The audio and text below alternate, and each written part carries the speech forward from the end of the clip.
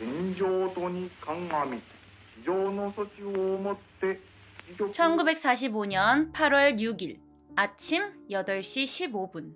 히로시마는 평소처럼 하루를 시작하고 있었어요. 출근하는 사람들, 등교 중인 아이들, 군부대에서는 아침 훈련이 한창이었죠. 그런데 그때 하늘에 비행기 3대가 나타납니다. 사람들이 고개를 들어서 봤지만 정찰기인가 보네. 늘 다니던 거잖아. 대수롭지 않게 넘겼어요. 사실 일본군도 이 비행기를 이미 포착했었어요. 하지만 전투기가 아닌 단독 정찰기라고 판단해서 공습 경보를 내리지 않았죠. 그 순간 아무도 몰랐어요. 이 비행기들이 그냥 지나가는 게 아니었다는 걸. 이름은 B-29 에놀라 게이. 미군이 자랑하는 최신 폭격기였어요. 그리고 그 안에는 길이 3m, 무게 4톤짜리 폭탄이 실려 있었습니다. 이름은 리틀 보이. 작은 소년이라는 뜻이지만 이름과는 다르게 인류 역사상 가장 강력한 무기였어요. 히로시마 한복판에 떨어질 원자 폭탄이었죠. 그리고 43초 후 도시 위 580m 상공에서 하얀 섬광이 번쩍입니다. 그리고 1초 뒤 귀가 찢어질 듯한 폭발음과 함께 도시가 그대로 붕괴되었어요. 폭탄이 터진 지점 바로 아래에 있던 사람들은 말 그대로 사라졌습니다. 불에 탄 것도 아니었어요. 그냥 증발해버렸습니다. 이게 끝이 아니었어요. 폭발과 함께 초속 340m의 충격파가 도시를 휩쓸었습니다. 이게 어느 정도 속도였냐면 거의 음속과 맞먹을 속도였다고 해요. 건물들이 무너지고 창문이 박살나고 사람들은 강풍에 튕겨나가 그 자리에서 즉사했습니다. 운 좋게 살아남은 사람들도 몸에 불이 붙어 비명을 질렀어요. 살려줘! 사람들은 본능적으로 불길을 피해 강으로 뛰어들었어요. 하지만 강물도 끓어오르고 있었습니다. 그날 히로시마는 말 그대로 사라졌어요. 사실 원래 1순위 목표는 교토였거든요. 1000년 동안 일본의 수도였던 곳이죠. 미국이 이 교토를 1순위로 올린 이유는 그냥 군사적인 이유 때문만은 아니었어요. 미국은 이렇게 생각했어요. 전쟁이 끝나면 일본은 다시 일어날 것이다. 그리고 그 중심에는 반드시 교토가 있을 것이라고 봤어요. 교토는 일본인의 정신적 중심지였거든요. 이곳이 사라진다면 전쟁이 끝나도 일본이 예전처럼 부활하기 힘들 것이라고 본 거죠. 그런데 이 교토가 목표에서 빠집니다. 결정을 바꾼 건 헨리 스팀스 미 전쟁 장관이었어요. 스팀스는 교토를 직접 방문한 적이 있었어요. 또한 일본 문화와 역사에 대한 이해가 깊었죠. 그는 말했습니다. 이곳을 파괴한다면 일본은 절대 미국을 용서하지 않을 것이다. 이런 이유로 교토는 목표에서 제외됩니다. 그러면 왜 하필 히로시마와 나가사키였을까요? 히로시마에는 일본 육군 제2총군 본부가 있었어요. 사령부, 병참기지, 군사시설이 집중된 곳이었죠. 근데 히로시마에는 또 한 가지 특이한 점이 있었습니다. 단 한 번도 폭격을 당하지 않았다. 당시 미군은 일본의 주요 도시 67곳을 폭격했어요. 도쿄 대공습으로 하루 만에 10만 명이 사망하기도 했죠. 하지만 히로시마는 단 한 번도 공격받지 않았습니다. 이유가 뭘까요? 이 도시는 남겨둬야 한다. 그것도 새로운 무기의 위력을 정확히 측정하기 위해서. 한마디로 히로시마는 원자폭탄의 실험장이었던 겁니다. 한편 전쟁을 빨리 끝내려면 천황이 있던 도쿄가 가장 효과적인 목표였을 겁니다. 그런데 미국은 도쿄에는 원폭을 투하하지 않았어요. 이유는 단 하나, 이미 완전히 망가져 있었기 때문이었죠. 도쿄는 3월 대공습으로 이미 초토화됐어요. 불에 탄 시내, 무너진 건물들. 이곳에 원자폭탄을 떨어뜨려도 그냥 조금 더 불타는 수준일 것이라고 판단한 거죠. 전쟁을 빨리 끝내면서도 가장 큰 심리적 타격을 줄 수 있는 곳. 그곳이 바로 히로시마와 나가사키였습니다. 그렇게 이 두 도시는 미군의 철저한 계산 아래에 죽음을 예약한 도시가 됐어요. 리틀보이가 히로시마 상공에서 터진 후 폭심지 근처 계단 위엔 사람 형체가 그대로 남아 있었습니다. 마치 누군가 거기 서 있다가 한순간에 사라진 것처럼요. 근데 이게 대체 어떻게 생긴 걸까요? 폭발 순간 히로시마 도심은 순식간에 3000도에서 4000도까지 올라갔었습니다. 이게 어느 정도였냐면 태양 표면 절반 정도 되는 온도였어요. 엄청난 열기가 도시를 휩쓸면서 사람이 있던 자리만 그림자처럼 남고 나머지는 전부 타버린 거죠. 이런 인간 그림자 중 가장 유명한 게 하나 있습니다. 은행 계단에 남아있는 그림자. 폭발 직전 한 남성이 거기 앉아 있었어요. 그런데 폭탄이 터지는 순간 그 자리에 있던 사람은 완전히 사라지고 앉아있던 흔적만 새까맣게 벽에 찍혀버린 겁니다. 이 그림자는 지금도 히로시마 평화기념관에 보존돼 있어요. 그리고 운 좋게 살아남은 사람들. 하지만 몸에는 불이 붙었고 피부가 녹아내리고 있었습니다. 피폭자들은 이렇게 말했어요. 손으로 눈을 가렸는데 내 손가락뼈가 보였어요. 너무 강한 빛이 번쩍이면서 순간적으로 피부를 투과해 뼈까지 보였던 거죠. 또 어떤 생존자는 이렇게 말했습니다. 길 가던 사람들이 하나둘씩 쓰러졌는데 다시 일어나지 않았어요. 열기와 충격파가 휩쓸고 지나간 거리엔 형체를 알아볼 수 없는 시신들이 쌓여 있었어요.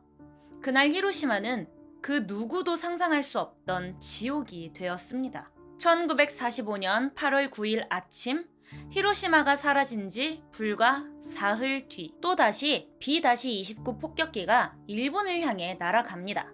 이번 목표는 고쿠라. 고쿠라는 일본 최대의 군수공장과 탄약공장이 있던 곳이었어요. 미국이 두 번째 폭격 목표로 정한 도시였죠. 그런데 그날 하늘엔 구름이 잔뜩 끼어 있었습니다. 폭격기 조종사는 목표를 찾기 위해 3바퀴나 돌았어요. 근데 문제는 미군의 폭격 원칙이 이랬다는 겁니다. 목표가 안 보이면 절대 폭탄을 투하하지 않는다. 게다가 시간이 지날수록 연료가 점점 줄어들고 있었습니다. 이대로면 오키나와 기지까지 돌아가지 못할 수도 있는 상황. 결국 조종사는 결정을 내립니다. 예비 목표로 가자. 나가사키다. 그렇게 단 20분 만에 목표가 바뀌어 버린 거죠. 오전 10시 58분 미국 폭격기 복스카가 나가사키 상공에 도착합니다. 그 안에는 히로시마에 떨어진 리틀보이보다 훨씬 강력한 폭탄이 실려 있었어요. 그 이름은 팻맨. 나가사키 상공 500m 지점에서 팻맨이 떨어집니다. 그리고 43초 후 순간 도시 전체가 하얀 빛에 휩싸였고 나가사키 도심이 산산조각 납니다. 이번 폭탄은 히로시마에 떨어진 리틀보이보다 훨씬 강력했죠. 폭탄이 떨어진 순간 폭심지의 온도는 순식간에 4000도까지 올라갑니다. 모든 것이 녹아내리는 온도였죠. 사람들, 건물, 다리, 도로 전부 흔적도 없이 사라졌습니다. 미군은 나가사키 폭격 직후 일본 정부에 최후 통첩을 보냅니다. 이제 선택지는 하나뿐이다. 무조건 항복하라. 그리고 6일 뒤 1945년 8월 15일 일본 천황이 라디오 방송을 통해 무조건 항복을 선언합니다. 2차 세계대전이 완전히 끝나는 순간이었죠. 미국은 원래 9월까지 3-4개의 원자폭탄을 추가로 투하할 계획이었습니다. 일본이 항복하지 않았다면 더 많은 도시가 사라졌을 수도 있었겠죠. 2차례의 원폭 속에서도 살아남은 사람들은 있었어요.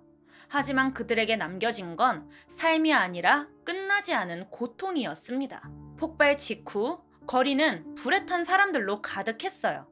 옷은 다 타서 벗겨져 있었고 피부는 녹아내려 손가락 끝까지 늘어져 있었습니다. 한 생존자는 이런 얘기를 했어요. 사람들이 손을 번쩍 들고 걸어가고 있었어요. 피부가 벗겨져서 손가락 끝까지 늘어졌는데 그걸 안 만지려고 손을 든 채로 걸었던 거죠. 그리고 온 도시가 물, 제발 물 좀 줘. 이 말로 가득했어요. 여기서 더 끔찍한 사실. 너무 심하게 피폭된 사람들은 물 한 모금만 마셔도 그대로 숨을 거뒀습니다. 물이 몸에 들어오는 순간 이미 손상된 몸속 균형이 완전히 무너져 버리는 거예요. 그리고 믿기 힘든 일이 일어났어요. 히로시마에서 살아남았는데 나가사키에서 또 원폭을 맞았다? 이게 말이 될까요? 그런데 이런 일이 실제로 있었습니다. 히로시마에서 살아남고 집으로 돌아가려고 나가사키로 이동한 사람들. 그리고 사흘 뒤 그곳에서 또 한 번 원자폭탄을 맞은 거죠. 그중 한 명이 바로 야마구치 츠토무.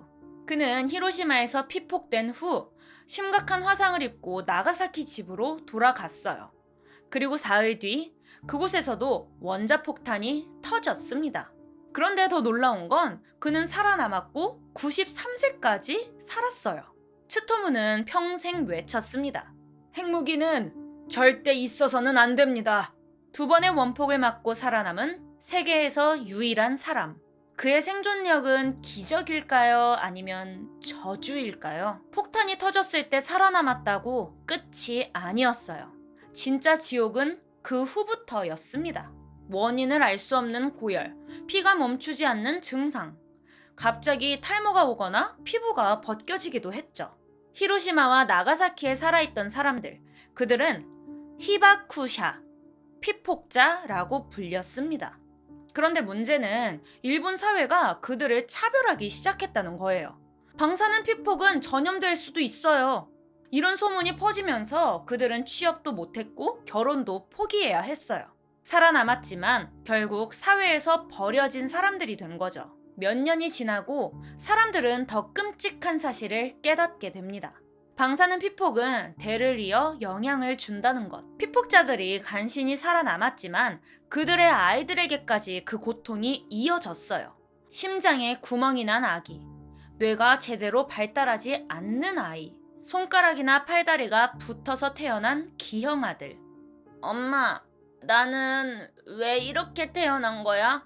이 질문에 부모들은 아무런 대답도 할 수 없었어요. 히로시마가 사라진 후 도쿄의 반응은 충격적이었어요. 이건 원자폭탄이 아니야. 미국이 그런 무기를 가졌을 리가 없어. 현실 부정. 그들의 첫 반응이었어요. 히로시마가 초토화된 직후 일본 지도부는 긴급 회의를 열었습니다. 근데 분위기가 좀 이상했어요. 이제 항복해야 하지 않나?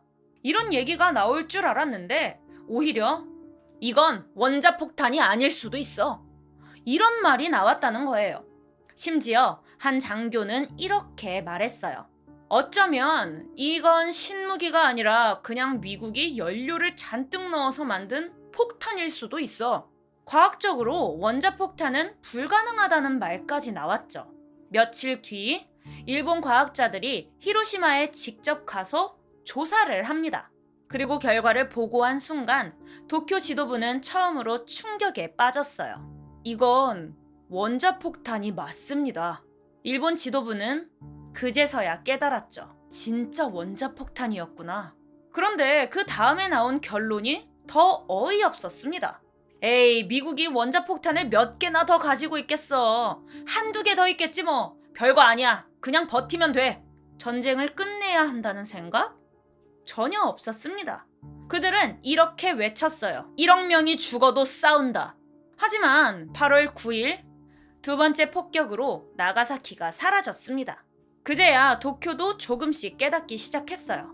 미국이 원자폭탄을 계속 쓸 수도 있겠구나. 그런데도 군부는 여전히 버텼습니다. 한 번 더 맞아도 괜찮다. 설마 또 떨어뜨리겠어? 그런데 바로 그때 일본은 이제 완전히 끝났다. 미국이 아니라 소련이 한 말이었어요. 히로시마, 나가사키의 원폭이 떨어진 것도 모자라 이제는 소련까지 일본을 공격하기 시작한 겁니다. 사실 일본은 마지막까지 이런 기대를 하고 있었어요. 소련이랑 잘 협상만 하면 미국이랑 평화조약을 맺을 수 있지 않을까? 그런데 소련이 일본에 선전포고를 해버린 거죠. 이제 일본의 마지막 선택은 천황에게 달려 있었습니다. 8월 10일 천황이 직접 말했어요. 이제 항복할 때가 되었다. 그런데도 군부는 끝까지 반대했습니다. 아니, 한 번만 더 버텨봅시다. 본토 결전을 하면 이길 수도 있습니다. 그때 천황이 결정적인 한마디를 했어요. 국민이 더 이상 죽어서는 안 된다.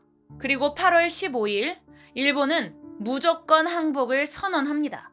태평양 전쟁이 드디어 끝이 난 순간이었어요. 전쟁이 끝난 후 많은 일본인들은 이렇게 말했어요. 왜 우리는 더 빨리 항복하지 않았을까? 만약 히로시마 원폭 때 항복했다면 나가사키는 살아남았을 겁니다. 태평양 전쟁을 조금만 더 빨리 끝낼 수 있었다면 수백만 명이 죽지는 않았겠죠. 하지만 일본 지도부는 이걸 끝까지 인정하지 않았어요. 그리고 그 대가는 너무나도 컸습니다. 전쟁을 끝내기 위한 불가피한 선택이었다. 미국이 원폭을 투하한 이유였습니다. 하지만 비무장 민간인 20만 명이 한순간에 사라졌어요. 이걸 정당한 공격이라고 할 수 있을까요? 아니면 그저 대량 학살이었을까요? 미국은 이렇게 주장했어요. 우리가 원폭을 안 썼다면 일본은 끝까지 버텼을 겁니다. 그럼 우리 군인만 100만 명 이상이 죽었을 겁니다. 실제로 미국은 몰락작전이라는 일본 본토 침공 계획을 세우고 있었어요. 이 계획에 따르면 미군은 규슈와 혼슈에 상륙해 일본과 직접 전투를 벌이려 했습니다. 그런데 문제는 일본도 본토 결전에 대비해서 국민들에게 죽을 각오로 싸워라 라고 했다는 거예요. 나라, 가족, 우리 모두를 위해 싸워라. 심지어 어린 학생들에게 죽창을 들게 했습니다. 몰락작전이 실행됐다면 일본 국민들까지 대규모로 희생될 가능성이 높았던 거죠. 반대로 원폭 투하를 전쟁 범죄라고 주장하는 사람들도 많아요. 이유는 간단합니다. 그렇게까지 할 필요가 있었나? 실제로 히로시마 원폭이 터지기 전부터 일본 내부에서도 전쟁을 끝내야 한다는 얘기가 나왔어요. 우리가 졌다. 이만 항복해야 한다. 근데도 미국은 굳이 민간인 거주 지역에 그것도 2번이나 원폭을 터뜨렸습니다. 더 중요한 건 첫 번째 원폭만으로도 일본은 충분히 충격을 받았다는 거예요. 그럼에도 불구하고 미국이 나가사키까지 폭격한 이유 뭐였을까요? 여기에 대해선 여러 해석이 있어요. 우라늄 폭탄과 플루토늄 폭탄 2개를 비교하려 했을 것이다. 일본이 아니라 소련을 겨냥한 경고였다. 실제로 당시 미국과 소련은 전쟁이 끝나기도 전에 이미 냉전 분위기로 가고 있었어요. 근데도 미국이 핵폭탄을 2번이나 떨어뜨렸습니다. 우리한텐 이런 무기가 있어. 조심해라. 라는 메시지를 보낸 거라는 거죠. 히로시마 나가사키 원폭 투하는 세계 최초이자 현재까지 유일한 핵 공격이에요. 그런데 정말 이게 마지막일까요? 현재 전 세계에는 9개국이 핵무기를 보유하고 있어요. 미국, 러시아, 중국, 영국, 프랑스, 인도, 파키스탄, 이스라엘, 그리고 북한까지. 이제는 전쟁이 나면 총이나 탱크가 아니라 단 한 발의 핵폭탄으로 수십만 명이 사라질 수도 있는 시대가 됐어요. 전 세계는 여전히 핵무기는 필요하다 대 절대 없어져야 한다에 대한 논쟁을 하고 있습니다. 지금 구독하지 않으면 더 중요한 사건들을 놓칠지도 모릅니다. 바로 구독하고 확인하세요. 댓글과 좋아요도 부탁드립니다. 공유도.